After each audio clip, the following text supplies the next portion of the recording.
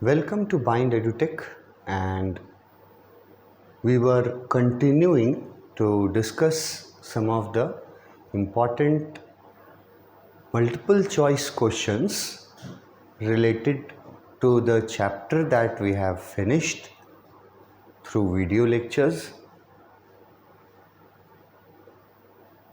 पिछले क्लास में हमने ये क्वेश्चन देखा था जिसमें पूछा कि how did the author manage to stretch the canvas, और मैंने बोला था कि ये देखो टफ क्वेश्चन के ये में आता है। इसका आंसर वही दे पाएगा जो थ्रू आउट टेक्स्ट बुक जाएगा और याद रखेगा। जैसे आंसर यहाँ है बाय रिपेयरिंग द होल्स। मैंने आपको दिखाया कि टेक्स्ट बुक में लिखा हुआ था पेज नंबर 15 में कि वो होल्स को रिपेयर करता है कैनवस को स्ट्रेच करने के लिए। होल्स मतलब जहाज में जो छेद हो गए थे जिससे कि पानी ढेर सारा अंदर आ रहा था, उन होल्स को वो बंद करता है। By repairing the holes he manage to stretch the canvas. ये डेप्थ क्वेश्चन में से आता है। जैसे नेक्स्ट क्वेश्चन में आते हैं, क्वेश्चन नंबर 6। ये बहुत इजी क्वेश्चन है। What had happened to Suzanne when the author entered their room to check on them? यहाँ तूफान से सामना होने के बाद स्टीयरिंग अपनी वाइफ मैरी को संभालने बोलने के बाद नरेटर अपने बच्चों के केबिन में जाते हैं। वहाँ से ये क्वेश्चन है। बच्चों के केबिन में जाते हैं और उनका हालचाल पूछते हैं। तो उस समय सुज़ैन का क्या हाल था उसके बारे में ऑप्शंस देखो। Her head hurt as there was a bump. उसका सिर दर्द कर रहा था क्योंकि चोट लगा था सिर पे, और बम्प का मतलब है स्वॉलन, फूला हुआ था। शी वॉज अनकॉन्शियस, मतलब वो बेहोश पड़ी हुई थी केबिन में। हर लेग्स हर्ट, उसके पैर दर्द दे रहे थे, या शी वॉज फाइन, कि वो फाइन थी। तो ये बहुत आसान क्वेश्चन है उन लोगों के लिए जो लोग पूरी स्टोरी टेक्स्ट बुक के थ्रू गए हैं। वो लोग आसानी से इसका आंसर चुन लेंगे कि वो बेहोश नहीं थी, उसका लेग भी हर्ट नहीं हुआ था, और वो फाइन भी नहीं थी। हुआ क्या था, उसका सिर पे चोट लगा था and there was a bump, वहाँ पे स्वॉलन हो गया था जब देखने गया था नरेटर उनके केबिन में। वो लोग अपर बेड पर थे और सुज़ैन का ये हालत था। ये आसान क्वेश्चन के कैटेगरी में आएगा। जो ऑप्शंस दिए हुए हैं वो ऑप्शंस बहुत आसानी से कट रहे हैं। Question number 7। Who said we are sinking? मैंने आपसे कहा था कि इसमें जो स्टेटमेंट्स हैं कैरेक्टर्स के, उनके बारे में पकड़ना, उसका आंसर पकड़ना, इसके लिए ज़रूरी है पूरा पढ़ाई करना। जैसे इसके पहले पूछा था क्वेश्चन कि ये we are not afraid to die, ये किसने कहा था? जोनाथन ने कहा था, बेटे ने कहा था। और पूछ दिया वी आर सिंकिंग, ये किसने कहा था? ऑप्शन देखो, उसके क्रूमैन ने कहा, या उसकी वाइफ मैरी ने कहा था, या उसकी डॉटर ने कहा था, या उसके सन ने कहा था वी आर सिंकिंग।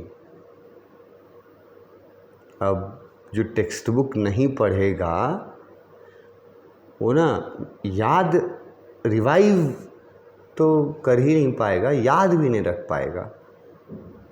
और जो टेक्स्ट बुक के थ्रू गया होगा वो रिवाइव भी कर लेगा और वो याद भी रहेगा उसको कि स्टेटमेंट किसने कहा था। आप टेक्स्ट बुक में आके थोड़ा देखिए कि ये स्टेटमेंट किसका था।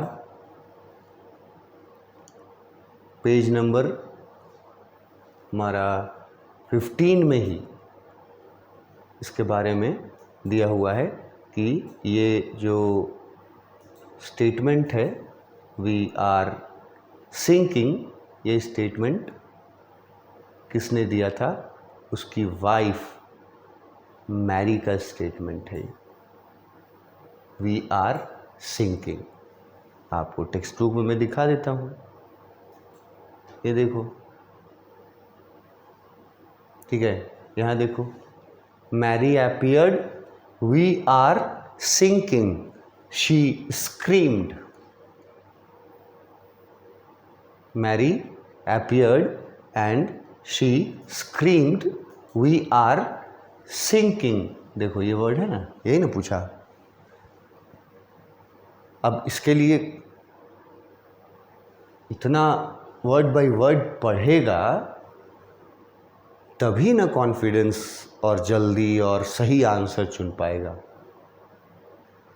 वी आर सिंकिंग, तो वहाँ तो जितने मौजूद थे उस सबका नाम दे दिया आपको ऑप्शन में, लेकिन जो टेक्स्ट बुक के थ्रू गया होगा वर्ड बाय वर्ड, समझने की कोशिश की होगी, याद रखा होगा, रिवाइज किया होगा, वो तुरंत इसका आंसर समझ जाएगा कि ये उसकी वाइफ का स्टेटमेंट था वी आर सिंकिंग, जो मैंने अभी बुक में दिखाया पेज नंबर 15 में।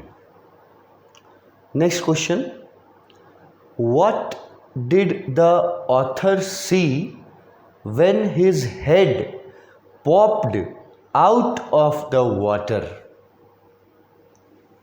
ये भी बहुत डेप्थ में जाने वाला सवाल है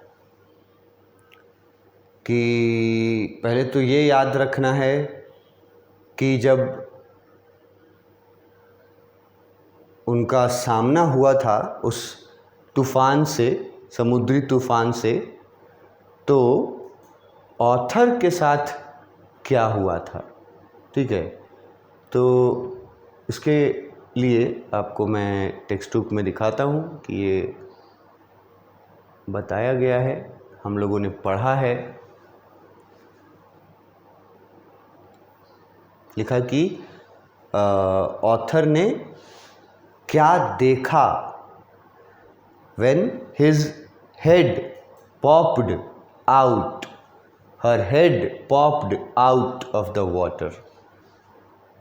पहले तो popped out ये वर्ड जो पढ़ेगा, मैंने वहाँ मीनिंग बता दिया था। यहाँ देखो पेज नंबर कौन सा है, अभी 15 ही हमको लग रहा है, पेज नंबर 14 है, देखो वहाँ लिखा हुआ पेज नंबर 14 में यहाँ दिया हुआ है कि जब सामना हुआ उनका शिप का, तो समुद्री तूफान से, तो वो लोग, वो स्पेशली नरेटर पर उसका क्या प्रभाव पड़ा था वो पूरा उसने डिस्कस किया था। मैं आपको यहाँ दिखाता हूँ। नो इम्प्रूवमेंट वर्स होता चला गया, ठीक है, और उनको ऐसा लग रहा था कि पूरा समुद्र उनकी तरफ आ रहा है, स्क्रीमिंग विंड्स का जो साउंड है वो सुनाई दे रहा है।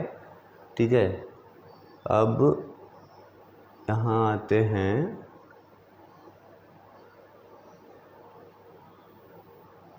Head popped out. देखो उसके पहले क्या हुआ था,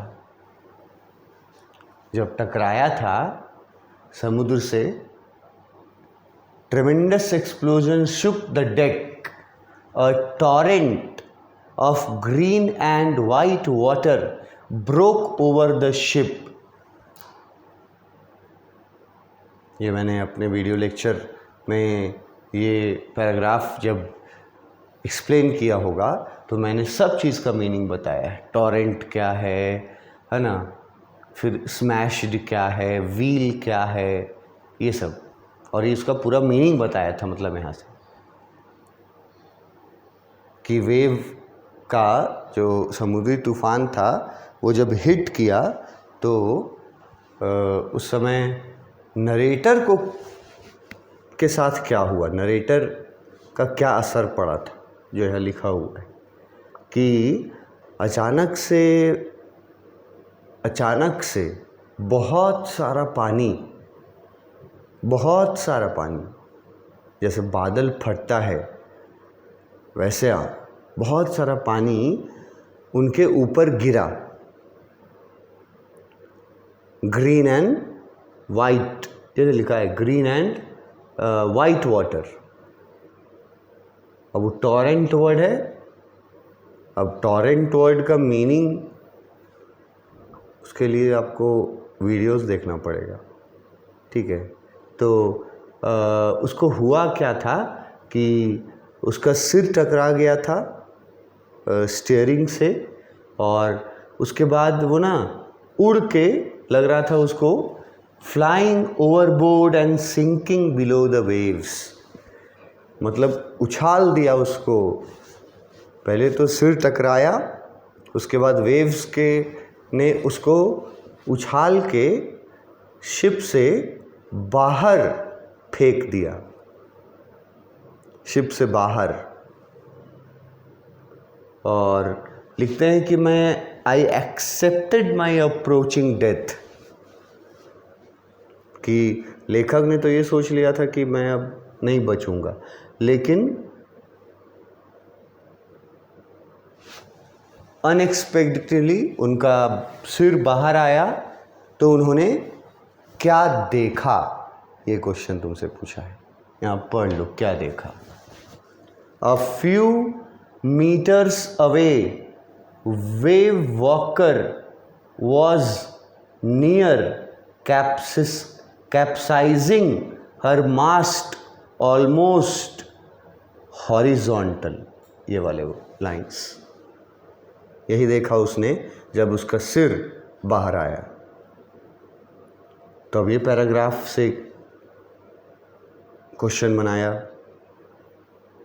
पढ़ना ज़रूरी है। अब इसका आप ऑप्शंस देख लो कि कहाँ लिखा हुआ है। ये कहीं वर्ड आपको कैप्साइजिंग मिले, मास्ट मिले, हॉरिजॉन्टल मिले, तो ये आप देखोगे तो उसको आप सही answer चुनोगे। What did the author see? Option A, the ship was sinking. Option B, the ship was nowhere to be seen। पहला ऑप्शन कि शिप डूब रहा था, दूसरा ऑप्शन कि शिप कहीं दिखाई ही नहीं दे रहा था उनको। सी है the ship was near capsizing her mast almost horizontal. देखो तुम वर्ड बाय वर्ड वहीं से है जहाँ अभी मैं आपको दिखा रहा था।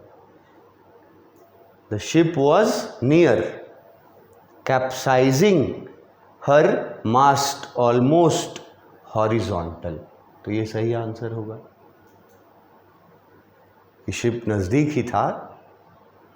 और शिप के नज़दीक इसलिए था क्योंकि उसने लाइफलाइन बांधा हुआ था, एक रस्सी बांधा हुआ था। ऊपर बताया गया है कि उन्होंने तैयारियां की थी, तो वो रस्सी जो है वो शिप से बंधा हुआ था और एक एंड जो है वो नरेटर से में अटैच किया हुआ था। तो नरेटर उतना ही दूर जाएगा ना जितना दूर तक वो रोप रहेगा जो अटैच किया हुआ है। तो ये आंसर आपको मैंने दिखाया, आंसर लिखा हुआ है वहाँ। कैप्साइजिंग वर्ड, मास्ट और हॉरिजॉन्टल, ये वर्ड से इसका आंसर पकड़ाएगा पढ़े हुए स्टूडेंट्स को। ठीक है, डी आंसर पढ़ने का ज़रूरत भी नहीं है। इट वॉज स्टिल स्टैंडिंग लिखा है कि वो उसी तरह से खड़ा था, एक लिखा है कि वो डूब रहा था, एक लिखा है कि शिप कहीं था ही नहीं, कहीं दिखाई ही नहीं दिया, और एक में लिखा है कि शिप नज़दीक ही था, डूबता हुआ और उसके मास्ट वर्टिकल के जगह हॉरिजॉन्टल हो गए थे, ये दिखाई दिया। तो ये आंसर हम लोग चुनेंगे। नेक्स्ट क्वेश्चन नंबर 9, ये भी मेरे कैटेगरी में बहुत इजी क्वेश्चन है। What was their first meal in 2 days? 2 दिनों के बाद उनको उनका पहला खाना नसीब हुआ था। मील मतलब हुआ फूड। तो क्या क्या खाने में उन लोगों को मिला था, क्या क्या मिला था खाने में, ये तो मैंने पढ़ाया है, आप टेक्स्ट बुक में देख लो कि ये कहाँ आएगा। आपको पेज नंबर 15 है। उन लोगों ने पहला मील क्या मिला, क्या खाया।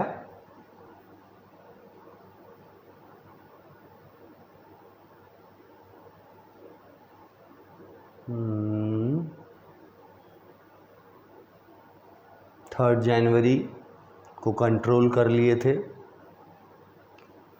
उसके बाद ही उन्होंने मील खाया होगा अपना। यहाँ देखो 4 जनवरी, अब ये भी याद रखना ज़रूरी है ना, फर्स्ट मील उनको कब नसीब हुआ था, किस तारीख को, ये पूछ दिया तो 2 तारीख, 3 तारीख, 4 तारीख, 5 तारीख, 6 तारीख, ऑप्शंस में दे देगा। 4 जनवरी को कितने घंटे के बाद, आफ्टर 36 आवर्स,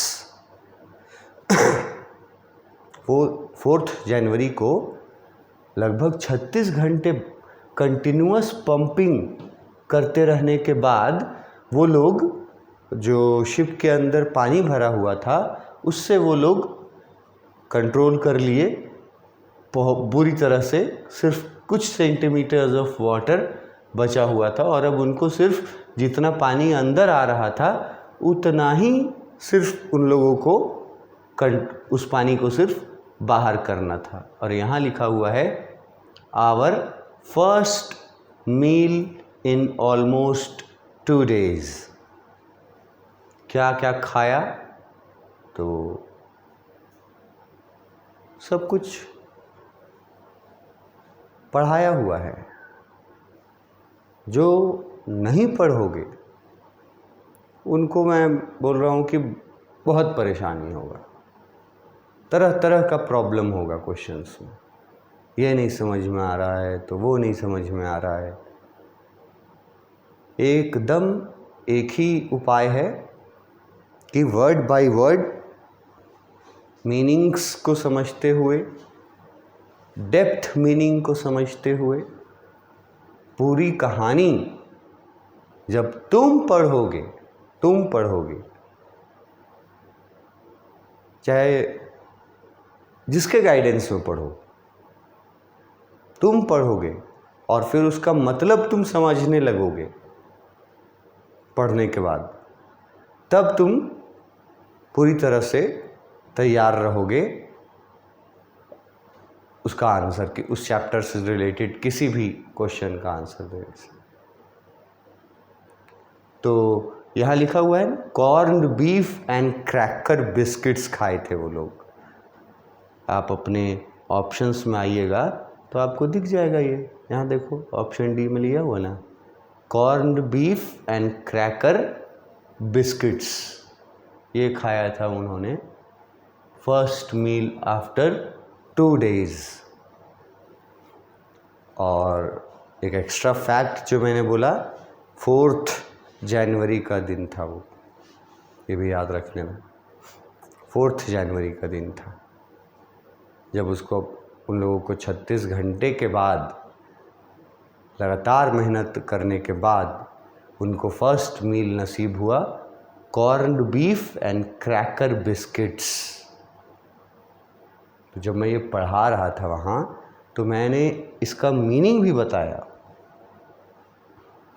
कि कॉर्न बीफ मतलब क्या होता है ना, क्रैकर बिस्किट मतलब क्या होता है, क्योंकि हमारे कंट्री का तो है नहीं स्टोरी, ये इंग्लैंड के बैकग्राउंड से है, तो खाने का नाम सब अलग अलग रहता है।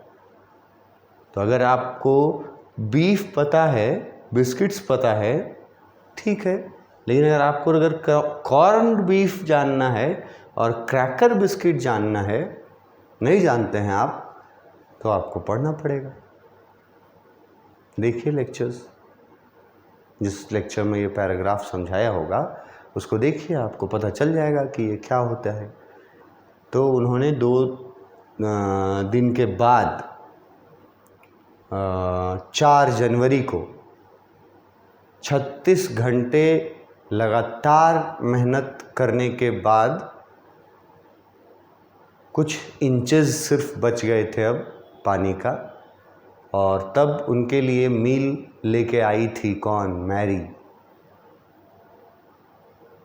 अब ये तो ऑब्वियस है कि मैरी ही लाएगी, और कोई है ही नहीं वहाँ वो काम करने के लिए। The first meal after 2 days on 4th January, working continuously for 36 hours, उन लोगों का यही था खाना पहला, corn beef and cracker biscuits. मैंने आपको दिखाया टेक्स्ट बुक में कहाँ पर है। अब अगर मीनिंग नहीं समझते हो तो फिर पढ़ना पड़ेगा जा कर के, कि हम ये सब बता चुके हैं। क्वेश्चन नंबर 10 में आते हैं। ये भी एक अच्छा क्वेश्चन है। What happened after the hand pumps started to block up with the debris floating around the cabins? अब ये यहाँ पर पूरा सेंटेंस है, व्हाट हैपेंड के बाद जो सेंटेंस लिखा गया है वो एग्जैक्टली टेक्स्ट बुक से लिया गया है। ये जिसमें आता है hand pump started to block, debris, ये पूरा सब टेक्स्ट बुक में है। तो पूछ रहा है कि अगर तुम डेब्रिस समझते हो, ठीक है, तो कहानी ये पढ़े हो तो ये आपने पढ़ा होगा कि मुश्किल इन लोगों की बढ़ गई जब पंप जो थे वो जाम हो गए, एक तरह से जिसको बोला जाता है ब्लॉक हो गए। और किस वजह से ब्लॉक हुए, बहुत सारा डेब्रिस फ्लोट कर रहा था पानी में। और डेब्रिस मीनिंग हम वहाँ बताए थे, मतलब वेस्ट मटेरियल्स जैसे होता है। तो वेस्ट मटेरियल्स तो नहीं थे तो उनके ही जहाज़ के, लेकिन उसको डेब्रिस बोला गया है। क्या हुआ जब पंप जो है वो ब्लॉक हो गया? ऑप्शन देखो क्या हुआ था और फिर देखो चुनने का कोशिश करो। Option A, the author connected an electric pump to an out pipe. Option B, by taking out water with the help of bucket. Option C, by repairing hand pump. And option D, the author found another hand pump. जिस pump से वो लोग काम कर रहे थे, hand pump था, जिससे पानी बाहर पंप आउट कर रहे थे, वो चोक कर गया, फंस गया, ब्लॉक हो गया डेब्रिस के वजह से। तो उसके बाद ऑथर ने क्या किया, ये क्वेश्चन था, व्हाट हैपेंड। उसके बाद ऑथर ने क्या किया। तो पहले आपको जो दिया है यहाँ, ये सब में जो पढ़े हुए स्टूडेंट रहेंगे वो भी कंफ्यूज हो सकते हैं कि उन्होंने दूसरा हैंड पंप लाया या रिपेयरिंग किया या फिर बकेट का इस्तेमाल करने लगे या इलेक्ट्रिक पंप लगाया उन्होंने, क्या किया। आप चैप्टर में एग्जैक्टली उस पॉइंट पे आके देखिए कि जहाँ से ये क्वेश्चन बना है चैप्टर में, टेक्स्ट बुक में, मैं वहाँ आपको लाता हूँ।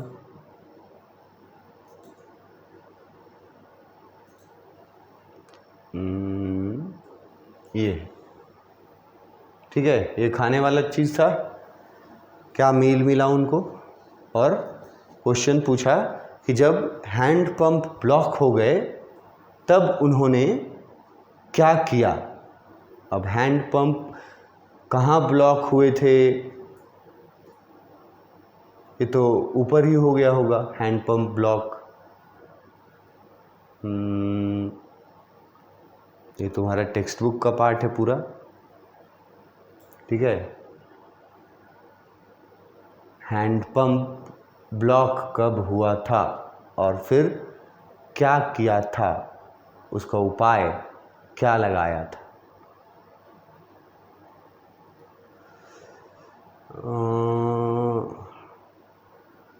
नहीं, इधर नहीं है, ये पेज नंबर 19 में शायद था, ये 15 है पेज, ये 16 है, ठीक है।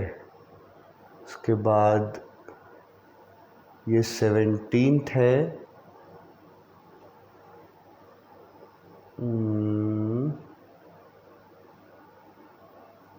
अभी तक तो हैंड पंप नहीं आया है। ये है 18th 17th है,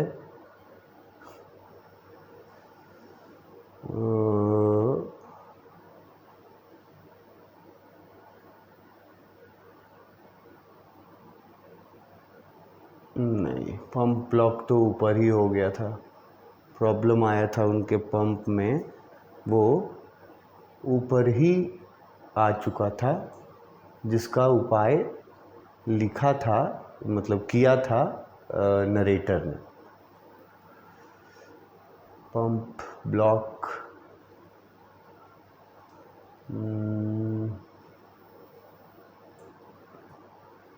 यहाँ नहीं है, ये 15th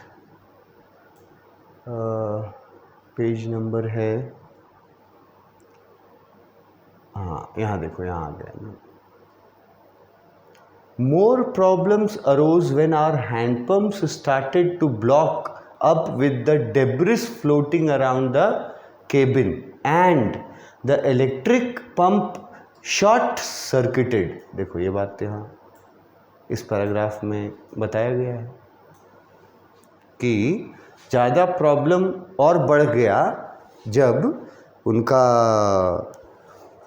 हैंडपम्प जो है वो ब्लॉक कर गया। डेब्रिस वर्ड देखो यूज़ कर रहा है, तो मैंने इसका मीनिंग ज़रूर बताया होगा। Debris floating around the cabins, और जो इलेक्ट्रिक पंप था वो शॉर्ट सर्किट होने के वजह से ख़राब हो गया। तब पूछा है कि उसके बाद क्या उपाय निकाला गया। तो उसके वजह से जब पंपिंग में प्रॉब्लम आया तो वाटर लेवल जो है वो बहुत बढ़ गया, और तब पहले ये डेक पे गया था, वहाँ स्पेयर हैंड पंप्स रखे हुए थे, पर जब गया तो देखता है कि कुछ नहीं है वहाँ, अब सब पानी बहा के ले गया अपने साथ, एंकर तक, सेल, एंकर, डिंगीज, सब चीज़ पानी में बह के चला गया।